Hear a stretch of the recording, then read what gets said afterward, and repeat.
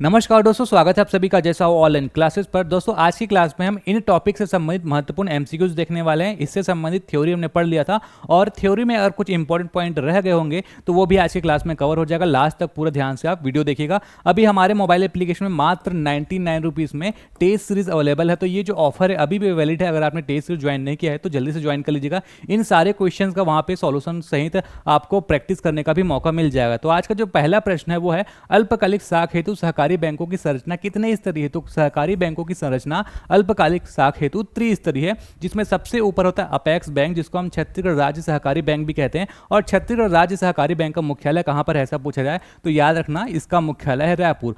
अब उसके नीचे आता है आपका जिला सहकारी केंद्रीय बैंक, और ये पूछा जाए कि जिला सहकारी केंद्रीय बैंक की संख्या छत्तीसगढ़ राज्य में कितनी है तो आप याद रखना 6। कैसे याद रखेंगे?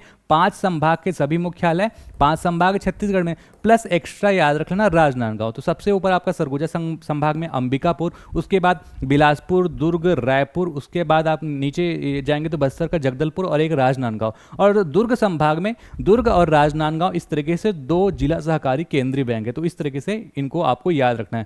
क्वेश्चन नंबर 2 है निम्न में से कौन सी बैंक अल्पकालिक साख हेतु प्रतिबद्ध है। तो ये जो तीनों हैं, प्राथमिक साख समिति, जिला सहकारी केंद्रीय बैंक और छत्तीसगढ़ राज्य सहकारी बैंक, ये तीनों इसका सही जवाब होगा। तो उपरोक्त तो सभी सही आंसर आ जाएगा। अल्पकालिक साख हेतु ये त्रिस्तरीय संरचना राज्य में संचालित है।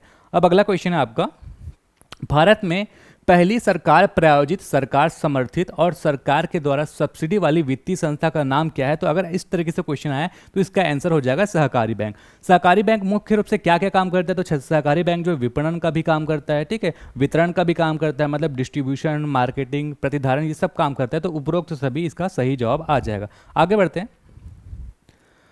अगला क्वेश्चन है सहकारी बैंकों को केंद्र सरकार के किस अधिनियम के माध्यम से विनियमित अर्थात रेगुलेट या फिर नियंत्रित किया जाता है। इस तरीके से क्वेश्चन आएगा तो आप याद रखेंगे हमने पढ़ा था बैंकिंग विनियमन अधिनियम अर्थात बैंकिंग रेगुलेशन एक्ट, उसमें ये चीज़ देखा था। इसके अलावा बैंकिंग कानून अधिनियम 1955 के तहत भी रेगुलेट किया जाता है। तो ये जो दोनों ऑप्शन है सही जवाब हो जाएगा, अर्थात विकल्प ए और बी जो है सही जवाब आ जाएगा। ठीक है, अगला क्वेश्चन है सहकारी संस्था किन सिद्धांतों पर कार्य करती है। तो सहकारी संस्था का अगर हम सिद्धांत देखें तो वो स्वैच्छिक तथा खुली सदस्यता वाला होता है, अर्थात कोई भी स्वैच्छिक रूप से सदस्य बन सकता है। खुली सदस्यता मतलब किसी भी वर्ग को बैन वहाँ पे नहीं किया जा सकता, जो भी अपनी मर्जी से चाहे सदस्य बन सकता है वहाँ पे। सदस्यों का लोकतांत्रिक नियंत्रण वहाँ पे होता है। हमने देखा था कि वहाँ पे जो भी काम होता है लोकतांत्रिक तरीके से होता है, सब सदस्य जो है अपने मत के अनुसार काम करते हैं वहाँ पे। अगला है स्वायत्त तथा स्वाधीन, अर्थात वो स्वतंत्र इकाई होता है। तो उपरोक्त सभी इसका सही जवाब आ जाएगा।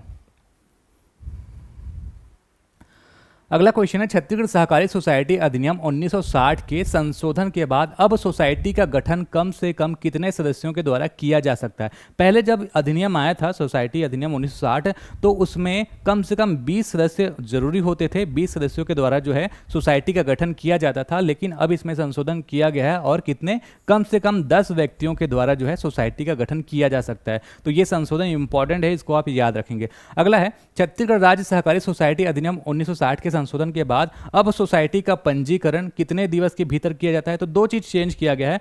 यहाँ पे जैसे 20 सदस्य जरूरी होते थे तो इसको हाफ करके 10 कर दिया गया। यहाँ पे जो 90 दिन होता था इसको भी हाफ करके 45 दिन किया गया है ना, मतलब सोसाइटी का जो पंजीयन होता है वो 90 के बजाय 45 दिवस के भीतर किया जाएगा। तो ये जो ऑप्शन सी है इसका सही जवाब आ जाएगा। ठीक है, आगे बढ़ते हैं। अगला क्वेश्चन है वर्ष 2022-23 में दिनांक 31/12/2022 तक कुल कितने सहकारी समितियों का पंजीयन किया गया है। तो अभी वर्तमान में अगर देखेंगे छत्तीसगढ़ की स्थिति तो टोटल 278 याद रखेंगे। ठीक, कितना?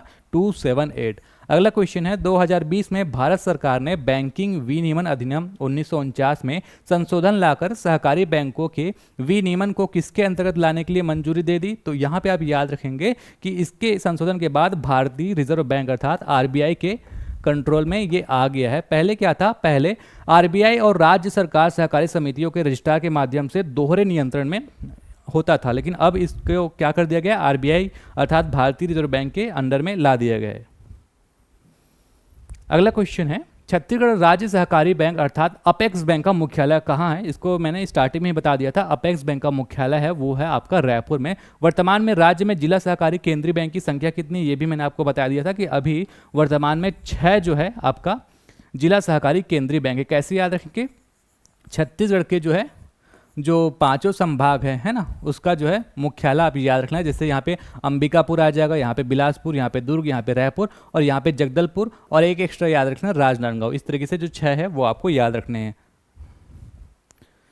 फिर अगला क्वेश्चन है, वर्ष 2022-23 के लिए राज्य के कृषकों को कितने राशि का ब्याज मुक्त अल्पकालिक ऋण देने का लक्ष्य रखा गया था? तो ऋण देने का लक्ष्य रखा था 5800 करोड़, जिसमें से कितना दिया गया, ऐसा क्वेश्चन पूछा जाए, है ना। तो इसका जो अगला क्वेश्चन है वही है, इसमें से जितना लक्ष्य रखा गया था उसमें से दिया गया 5563 करोड़, है ना। तो ये चीज़ भी आपको ध्यान में रखना है, क्वेश्चन पूछा जा सकता है। इकोनॉमिक सर्वे के PDF में आपको मिल जाएगा। अगला है, प्रदेश का नवीनतम सहकारी शक्कर कारखाना निम्न में से कौन सा है? तो सबसे नवीनतम अभी है सरदार वल्लभ भाई पटेल सहकारी शक्कर कारखाना, ठीक है। निम्न में से बोल रहा है, मतलब इन चारों में से नवीनतम कौन सा है? सरदार वल्लभ भाई पटेल सहकारी शक्कर कारखाना, ये 2016-17 में बना था। तो सबसे नवीनतम ये है, आपको याद रखना। कहाँ पर ये? कबीरधाम में, ठीक है। अगला है, सरदार वल्लभ भाई पटेल शक्कर कारखाना की जो कुल पेराई क्षमता है वो कितना है? तो आपको याद रखना है 2500 TCD। फिर अगला है, केवाईसी के बारे में हम पढ़ेंगे। तो केवाईसी नियमों के बारे में निम्नलिखित में से कौन सा कथन सही है? तो हम सारे कथनों को पढ़ेंगे, उसके बाद देखेंगे इस ऑप्शन में से इसका सही जवाब क्या आएगा।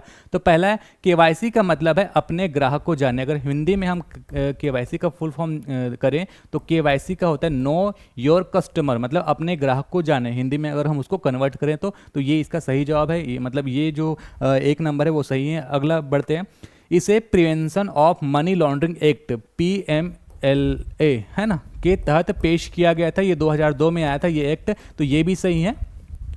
अगला है, केवाईसी प्रक्रिया में ID कार्ड सत्यापन, चेहरा सत्यापन, दस्तावेज सत्यापन जैसे उपयोगिता बिल, पते के प्रमाण के रूप में और बायोमेट्रिक सत्यापन शामिल किया जाता है। तो ये भी सही है। धोखाधड़ी को सीमित करने के लिए बैंकों को केवाईसी नियमों और एंटी मनी लॉन्ड्रिंग नियमों का पालन करना चाहिए। ये भी सही है। तो उपरोक्त जो चारों है सही है, ऑप्शन नंबर D आ जाएगा। 1 2 3 4 सब कुछ सही है। जब केवाईसी लाया गया था तो उसका मेन जो पर्पस था यही था कि धोखाधड़ी से बचने के लिए और एंटी मनी लॉन्ड्रिंग के लिए, मतलब मनी लॉन्ड्रिंग से बचने के लिए इसको लाया गया है ना। अगला है, अपने ग्राहक को जाने नियमों को निम्नलिखित में से किसके नियमन के तहत जो है वित्तीय लेन देन में आरंभ किया गया? तो अभी जस्ट हमने पढ़ा था, जो थोड़ा सा मैं पीछे कर देता हूँ, ये वाला है ना, prevention of money laundering act. इसी को हम हिंदी में क्या कहते हैं? धन शोधन निवारण अधिनियम। तो इसका सही जवाब आ जाएगा धन शोधन निवारण अधिनियम 2002। इसी के अंतर्गत जो है केवाईसी को लाया गया। केवाईसी अनुपालन खालिस्तान की रोकथाम के तहत एक अनिवार्य अभ्यास है, यही इसका नाम आ जाएगा। इंग्लिश में देखिए दोबारा, मनी लॉन्ड्रिंग एक्ट 2002।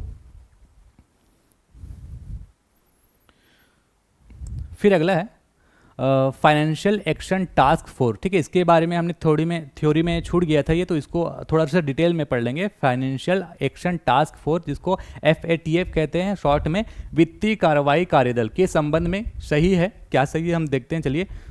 इसका जो उद्देश्य है वो मनी लॉन्ड्रिंग और आतंकवादी गतिविधियों के वित्त पोषण के मामले को रोकना है। तो ये जो ऑप्शन है सही है। इसको लाया क्यों गया था? ताकि मनी लॉन्ड्रिंग, आतंकवादी गतिविधियां जो भी होती इन सबको रोका जा सके। और यह 1989 में लाया गया, ये भी एकदम इंपॉर्टेंट है, ये ईयर याद रखना, ठीक है। 1989 में ग्रुप ऑफ 7 G7 के सदस्य देशों द्वारा बनाई गई एक अंतर्राष्ट्रीय संस्था है। तो ये ऑप्शन भी सही है। और इसका जो मुख्यालय है कहाँ पर है? इसका मुख्यालय है पेरिस में, ठीक है।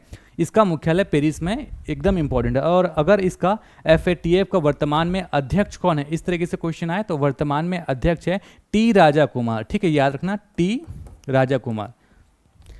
तो जो T राजा कुमार है वो कहाँ के हैं? वो सिंगापुर के हैं और वर्तमान में अध्यक्ष हैं। और इन्होंने जुलाई 2020 में पदभार संभाला था। और अध्यक्ष का कार्यकाल जो होता है 1 जुलाई से शुरू होता है और ये 30 जून तक समाप्त हो जाता है। तो इस तरीके से इसको आप ध्यान में रख सकते हैं। अगला है, वर्तमान में FATF के कुल कितने सदस्य हैं? तो FATF के जो है कुल कितने सदस्य हैं अगर ऐसा पूछा जाए तो 39। और कुल कितने देश इसके सदस्य हैं ऐसा पूछा जाए तो 37, ठीक है। जो 2 है वो कोई देश नहीं है, वो एक संस्था है, उसको हम आगे देख लेंगे, है ना। भारत कब FATF का पूर्ण सदस्य बना? तो भारत जो है वर्ष 2010 में FATF का पूर्ण सदस्य बना। भारत जो है FATF का पूर्ण सदस्य कब बना? 2010 में। 2006 में पर्यवेक्षक देशों की सूची में शामिल हुआ था भारत, उसके बाद 2010 में पूर्ण रूप से सदस्य बन गया FATF का। तो ये इंपॉर्टेंट क्वेश्चन है, यहाँ से क्वेश्चन पूछे जा सकते हैं, इसको याद रखेंगे। अगला है FATF ने वर्तमान में कितने देशों को ब्लैक लिस्ट में डाला है? देखिए FATF क्या करता है, ये मनी लॉन्ड्रिंग, जो भी आतंकवादी गतिविधियों से संबंधित कोई ऐसा कंट्री जो उसको सपोर्ट करता हो आतंकवादी गतिविधियों को, तो अगर कोई देश ऐसा जहाँ पे आतंकवादी गतिविधियाँ हो रही है और उनको मनी भी दे रहा है और उसको सपोर्ट भी कर रहा है, तो ऐसे कंट्री को वो ब्लैक लिस्ट में डाल देता है। और एक ग्रे लिस्ट भी होता है जहाँ पर अगर कोई देश आतंकवादियों को कोई स्थान देता है, जगह देता है जहाँ पर वो गतिविधियाँ अपनी कर सके। जैसे पाकिस्तान को ग्रे लिस्ट में डाल दिया गया था, उसके बाद 4 साल बाद उसको हटा दिया है ना। तो जब जो FATF है अगर कोई ग्रे लिस्ट में चले गया तो उसको एक नियमावली देती है, उसको फॉलो करना होता है, तब वो ग्रे लिस्ट से बाहर आता है। तो अभी इसका जो सही आंसर हो जाएगा 3 हो जाएगा, है ना। जो 3 कंट्री है वर्तमान में ब्लैक लिस्ट में है FATF के, और जो 3 कंट्री हैं कौन कौन से हैं? ईरान, उत्तर कोरिया और म्यांमार। तो ये जो तीनों कंट्री हैं ब्लैक लिस्ट में। जब FATF के ब्लैक लिस्ट में कोई कंट्री चली जाती है तो उसको एक तरीके से अंतर्राष्ट्रीय रूप में जो है पैसा मिलना मुश्किल हो जाता है। जैसे IMF बैंक हो गया, वर्ल्ड बैंक है ना, एशियन डेवलपमेंट बैंक हो गया, है ना। तो यहाँ सब से जो है उसको एक तरीके से बैन कर दिया जाता है। तो हम ये समझते हैं थोड़ा सा कि ग्रे लिस्ट और ब्लैक लिस्ट इसके क्या होते हैं। तो ग्रे लिस्ट जिन देशों को टेरर फंडिंग और मनी लॉन्ड्रिंग का समर्थन करने के लिए सुरक्षित स्थल माना जाता है, जैसे कि पाकिस्तान को शामिल कर लिया गया था ग्रे लिस्ट में, हालांकि उसको अब हटा दिए गए, तो उन्हें FATF की ग्रे लिस्ट में डाल दिया जाता है। जबकि ब्लैक लिस्ट में अगर हम देखें तो ब्लैक लिस्ट में उन असहयोगी देशों या क्षेत्रों को शामिल किया जाता है जो आतंकवादी फंडिंग और मनी लॉन्ड्रिंग गतिविधियों का समर्थन करते हैं। ठीक है, तो इस तरीके से अगर अभी देखें तो अभी ब्लैक लिस्ट में 3 देश हैं, ईरान, उत्तर कोरिया और म्यांमार। ठीक है, और FATF की सूची में अगर कोई आ जाता है, जैसे ग्रे लिस्ट में आ गया, ब्लैक लिस्ट में आ गया, तो उसका परिणाम क्या होता है? जितने भी अंतर्राष्ट्रीय संस्थान हैं, जैसे कि आपका IMF हो गया, है ना, वर्ल्ड बैंक हो गया, विश्व बैंक हो गया, है ना, और एशियन डेवलपमेंट बैंक हो गया, तो ये सारी वित्तीय संस्थाओं में आर्थिक रूप से उसको ऋण देना, ये सब में प्रतिबंध कर दिया जाता है। वित्तीय संस्थानों और देशों से ऋण प्राप्त करने में उनको समस्या होती है। अंतर्राष्ट्रीय व्यापार भी कम कर दिया जाता है और अंतर्राष्ट्रीय रूप से ऐसे देशों को बहिष्कार करने की कोशिश किया जाता है। और FATF में वर्तमान में कुल कितने सदस्य देश हैं? 37 सदस्य देश हैं, जबकि कुल जो मेंबर है वो है 39। ठीक है, सदस्य जो देश है 37 और मेंबर में है 39। तो ये जो 2 हैं क्षेत्रीय संगठन, कौन कौन से? यूरोपीय आयोग और खाड़ी सहयोग परिषद, ये जो 2 है क्षेत्रीय संगठन है, और देश है 37। तो 37 + 2 इस तरीके से टोटल 39 सदस्य अर्थात मेंबर है। इंपॉर्टेंट है, इसको आप याद रखेंगे। अब अगला है, भारतीय रिजर्व बैंक ने कब सभी बैंकों के लिए KYC मानदंड पेश किए थे? अर्थात भारत में KYC कब अस्तित्व में आया था? इस तरीके से क्वेश्चन आया, तो याद रखना 2002 में KYC आया था। जो PMLA एक्ट हमने देखा था ना, prevention of money laundering act 2002, तो उसी के अंतर्गत 2002 में KYC भारत में आया था, और इसको 2004 में कंपलसरी किया गया सभी बैंकों के लिए, है ना। अगला है, KYC का मुख्य उद्देश्य क्या है? तो KYC का मुख्य उद्देश्य है मनी लॉन्ड्रिंग बंद करना, आतंकवादी वित्त पोषण लगाम करना और ग्राहकों को समझना और भविष्य में जोखिमों से बचना। ठीक है, तो KYC क्यों किया जाता है? KYC इसलिए किया जाता है ताकि जो भी कस्टमर है बैंक के, उसको समझा जा सके, उसकी सही तरीके से पहचान किया जा सके। इसलिए आधार कार्ड हो गया, पैन कार्ड हो गया, पासपोर्ट हो गया, ये सारी चीज़ें मांगी जाती है। और इसका जो मेन उद्देश्य है मनी लॉन्ड्रिंग बंद करना, अर्थात जो ब्लैक मनी को व्हाइट मनी में कन्वर्ट किया जाता है, इस सारे प्रोसेस को बंद करना। और इसी जो मनी लॉन्ड्रिंग से आतंकवादियों को एक तरीके से संरक्षण मिलता है, उसको फंडिंग मिलता है। तो इस तरीके से याद रखेंगे कि आतंकवादी वित्त पोषण पर लगाम करना, ये सारे जो तीनों हैं मेन बेसिक उद्देश्य हैं KYC के। तो इसका जो है उपरोक्त सभी सही आंसर आ जाएगा।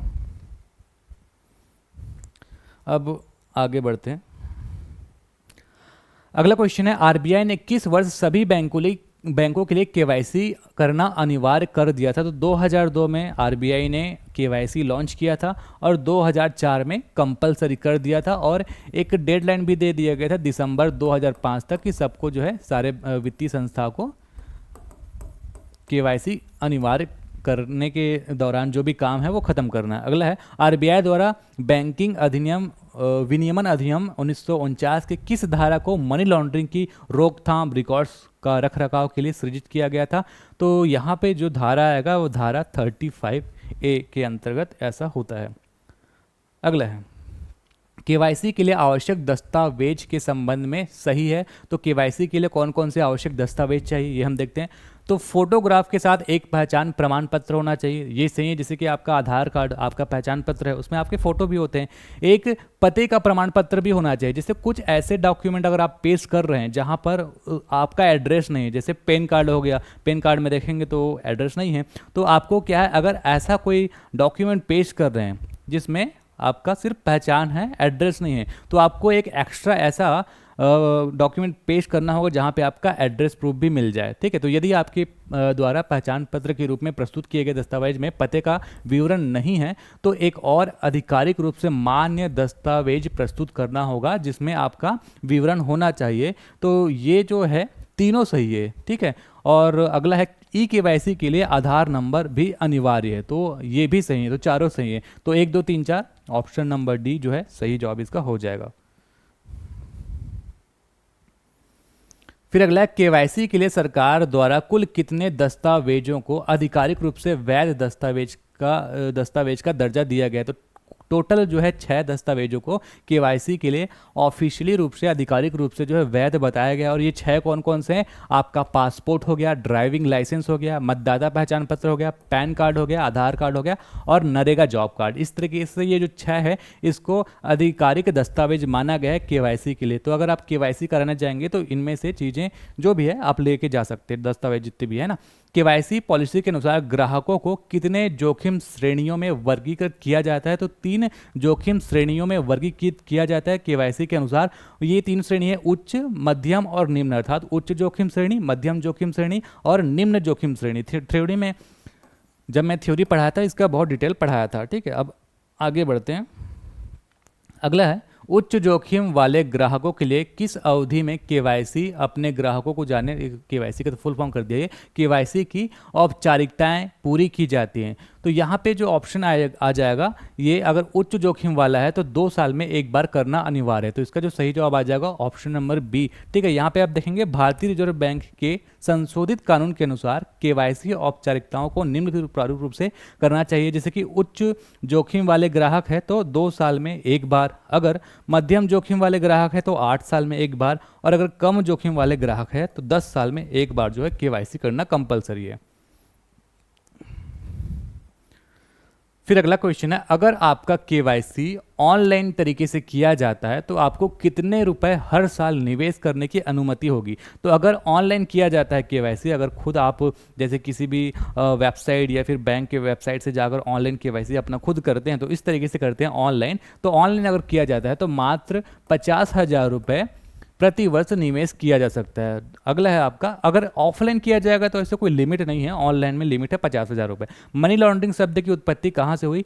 तो मनी लॉन्ड्रिंग शब्द की उत्पत्ति जो है संयुक्त राज्य अमेरिका में 1980 के दशक में यहाँ की जो माफिया लोग जो मनी लॉन्ड्रिंग करते थे उसके हिसाब से हुआ है। ठीक है, तो संयुक्त राज्य अमेरिका, याद रखना, यूएसए। अगला है अवैध तरीके से कमाए गए काले धन को वैध तरीके से कमाए गए धन के रूप में दिखाने की जो प्रक्रिया होती है इसी को हम क्या कहते हैं? इसको हम मनी लॉन्ड्रिंग कहते हैं। हवाला जो है अलग चीज़ हो जाता है। हवाला क्या होता है? जैसे आप बाहर कंट्री में गए हैं और वहाँ पैसा कमाकर गलत तरीके से यहाँ पर भेज रहे हैं। ठीक है, यहाँ आप कैसे भेज रहे हैं, उसका जो भी टैक्स कटना चाहिए उस तरीके से ना कट के आप किसी मीडिएटर के थ्रू भेज रहे हैं, या फिर आप फॉरेन कंट्री में जाके वहाँ पैसा कमा रहे हैं और यहाँ पे जो भेज रहे हैं उसमें कोई टैक्स या फिर जो लीगल तरीका है भेजना उस तरीके से ना भेजकर इलीगल तरीके से भेज रहे हैं, तो वो हो जाता है हवाला। हवाला मतलब दूसरे कंट्री से एक कंट्री में पैसा भेजना। जबकि मनी लॉन्ड्रिंग क्या होता है? मनी लॉन्ड्रिंग का सिंपल फंडा है, काला धन को सफ़ेद में कन्वर्ट कर दिया जाता है। ठीक है, और हर वो चीज़ काला धन कहलाता है जिसमें टैक्स वगैरह नहीं कटता। तो अगर ऐसा कोई पैसा जिसमें टैक्स नहीं कटता या फिर जिसको टैक्स बचाया गया है, तो वो हो गया आपका काला धन, गलत तरीके से कमाया हुआ धन हो गया काला धन। और उसको सफ़ेद धन अर्थात वैध धन में कन्वर्ट करना, जो अवैध धन है उसको वैध धन में कन्वर्ट किया जाता है, उसी को कहा जाता है मनी लॉन्ड्रिंग। और ये कैसे किया जाता है? एक शैल कंपनी बना दी जाती है। जैसे कि एक छोटा सा एग्जांपल दे तो शैल कंपनियां वो होती है जो सिर्फ कागजी दस्तावेज में एक कंपनी है, वास्तव में फिजिकली वो अवेलेबल नहीं है, मतलब जो भौतिक रूप से वो दिखता ही नहीं, सिर्फ कागज में है। और वहाँ पर इन्वेस्टमेंट दिखाया दिया जाता है कि ये जो पैसा है हम वहाँ पे इन्वेस्ट किया और वहाँ से जो है हमको ये पैसा आया, और इस तरीके से जो ब्लैक मनी है उसको व्हाइट में कन्वर्ट किया जाता है। और ये सारा जो प्रोसेस है वो मनी लॉन्ड्रिंग कहलाता है। अगला है मनी लॉन्ड्रिंग में निम्नलिखित में से कौन से चरण जो है वो शामिल है? तो मनी लॉन्ड्रिंग का जो सबसे प्रथम चरण होता है उसको कहा जाता है प्लेसमेंट। दूसरे चरण को कहा जाता है लेयरिंग। प्लेसमेंट में क्या होता है? उगाही की जाती है। लेयरिंग में जो है पैसा को छुपाने की कोशिश किया जाता है। उसके बाद अंतिम चरण है एकीकरण, जिसमें काला धन को सफ़ेद धन में कन्वर्ट कर दिया जाता है। तो ये जो तीन है, प्लेसमेंट, लेयरिंग और एकीकरण, तो यहाँ पे ये जो तीन है वही आएगा, मतलब ये 1 2 3 वाला ऑप्शन आ जाएगा। ऐसा चौथा चरण नहीं है इसमें, है ना। अब अगला है मनी लॉन्ड्रिंग का पहला चरण क्या कहलाता है? तो हमने देख लिया था कि पहला चरण कहलाता है प्लेसमेंट, दूसरा चरण कहलाता है आपका लेयरिंग और अंतिम चरण कहलाता है आपका एकीकरण। तो इस तरीके से 3 क्वेश्चन तो यहीं पे एक साथ हम कवर कर लिए। अगला है ऐसी कंपनी जो केवल कागजों पर ही अस्तित्व में होती है, वास्तविक दुनिया में नहीं होती। इस तरीके की जो कंपनी है जो जहाँ से मनी लॉन्ड्रिंग की गतिविधियाँ की जाती है वो क्या कहलाती है? वो कहलाती है शैल कंपनियाँ। ठीक है, शैल कंपनियाँ एक फर्जी कंपनियाँ हैं जो केवल दस्तावेज में होती है। अगर इसको ढूंढने जाओगे तो ना ये कोई उत्पादन करता है, ना आपको फिजिकली कहीं मिलेगा, ना इसका कोई बिल्डिंग मिलेगा, ना कोई कंपनी मिलेगा। ये सिर्फ एक गलत तरीके से इन्वेस्टमेंट करके उस काले धन को वैध धन में कन्वर्ट करने के लिए किया जाता है। इस तरह की कंपनी को हम कहते हैं शैल कंपनी। अगला है प्रवर्तन निदेशालय, जिसको ईडी भी कहा जाता है, ने धन शोधन निवारण अधिनियम 2002 को लागू किया। तो निम्नलिखित में से किस वर्ष ये जो प्रवर्तन निदेशालय है इसका गठन किया गया था? तो इसका गठन 1956 में किया गया था। 1 मई 1956, 1 मई 1956 में इसका गठन किया गया था। ये आप याद रख सकते हैं। तो प्रवर्तन निदेशालय के संबंध में कुछ और चीज़ें हम देख लेते हैं। प्रवर्तन निदेशालय जो है राजस्व विभाग, वित्त मंत्रालय, भारत सरकार के अधीन एक विशेष वित्तीय जांच एजेंसी है। जैसे आजकल ईडी बहुत एक्टिव है, जगह जगह छापामारी हो रहा है। तो क्यों हो रहा है? वही मनी लॉन्ड्रिंग वगैरह को रोकने के लिए, है ना। 1 मई 1956 को विदेशी मुद्रा विनिमय अधिनियम 1947 के तहत विनिमय नियंत्रण कानून के उल्लंघन से निपटने के लिए आर्थिक मामलों के विभाग में एक प्रवर्तन इकाई का गठन किया गया था। और वर्ष 1957 में इस इकाई का नाम बदलकर प्रवर्तन निदेशालय कर दिया गया। ईडी निम्नलिखित कानूनों को लागू करता है, जैसे विदेशी मुद्रा प्रबंधन अधिनियम 1999 और धन शोधन निवारण अधिनियम, इसको जो हम PMLA के नाम से जानते हैं। ठीक है, तो ये दोनों पर ईडी जो है कानून लागू करता है। तो इस तरीके से अगर आपको ये वीडियो अच्छा लगा तो वीडियो को लाइक जरूर कर दीजिएगा। चैनल को सब्सक्राइब नहीं किया तो चैनल को सब्सक्राइब कर लीजिएगा। और अगर आपने टेस्ट सीरीज ज्वाइन नहीं की है तो टेस्ट सीरीज भी ज्वाइन कर लीजिएगा। सिर्फ 99 रुपीज़ में अवेलेबल है। और ये सारे हमारे जो है सोशल प्लेटफॉर्म्स है, आप यहाँ पे नहीं जुड़े हैं तो ज़रूर जुड़ जाएगा। तो आज के लिए बस इतना ही। नमस्कार, धन्यवाद। जो टॉपिक बचे हुए उसको हम जल्दी से कवर कर देंगे।